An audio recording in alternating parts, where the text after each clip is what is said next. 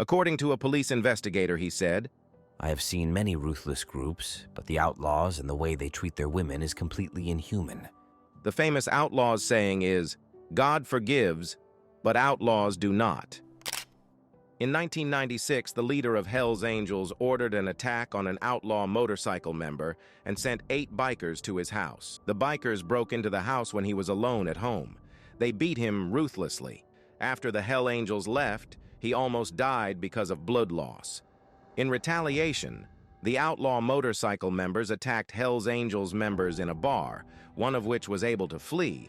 But unfortunately, the other 3 were attacked by the outlaw motorcycle club, and their bodies were dumped in a nearby quarry shortly after. But why did the leader of Hell's Angels command them to kill him? What was that triggered him to assassinate a fellow biker? How did the fight start? We go back to 1969. A member of an outlaw motorcycle gang stabbed a woman, causing severe bleeding. She was the wife of the American Hell's Angel leader who ordered to kill him in revenge, sparking off a decades-long feud between these 2 clubs. These were days of simplicity and adventure, where a close-knit group of like-minded individuals would gather at a bar. The atmosphere was charged with the spirit of rebellion against conformity. Members saw their motorcycles not merely as machines, but as instruments of liberation from the ordinary constraints of life. Riding together, they felt an invincible bond. The group became small after the war, as many of the bikers died in the war. Now they've embraced a more fearsome identity, the outlaws. The world of outlaw motorcycle clubs started to take notice, with a sense of dread and fascination, as the McCook Outlaws became the Outlaws. The transition from the McCook Outlaws to the Outlaws was more than just a change in name and logo. It represented a shift in perception and identity. The old English-style lettering and the winged motorcycle emblem were replaced by a small skull, signaling a tougher and more ominous image.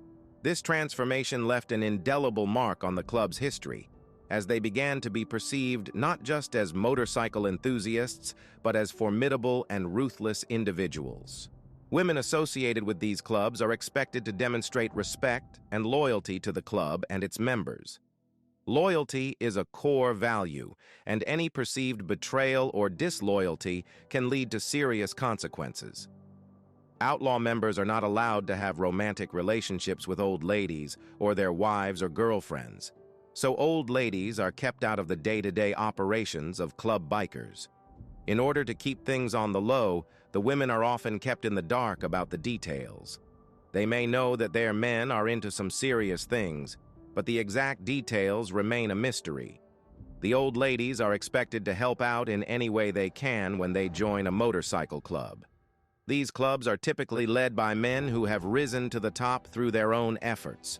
Women in these clubs often need to adapt to the existing hierarchy.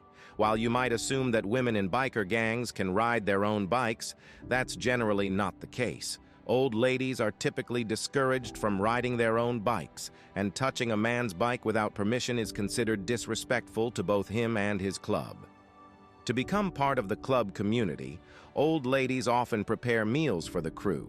Sharing food can foster connections within the club and earn you respect.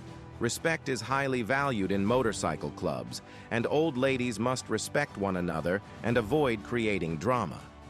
Disrespecting other women in the club can lead to being excluded from club activities. When it comes to private conversations, it's important to give the guys their space. Interrupting a conversation between bikers is considered disrespectful, regardless of the topic. This practice is all about showing respect and adhering to proper etiquette. Intimacy is also a part of the lifestyle, and old ladies are generally expected to be available to their men whenever they desire it, regardless of the location. It's not uncommon for situations to get heated in public, and some old ladies have shared their experiences of intimate encounters in front of a crowd. It's essential to understand that women in motorcycle clubs are often seen as belonging to their partners and may not have a significant say in major decisions, even in the event of their partner's passing.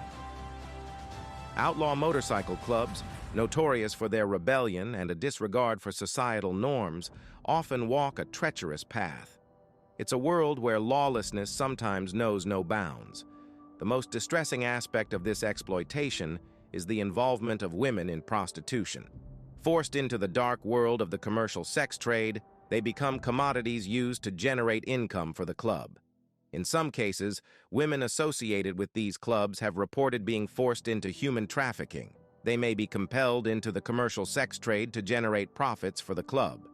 In environments where a male-dominated hierarchy prevails, women's voices may be marginalized or silenced.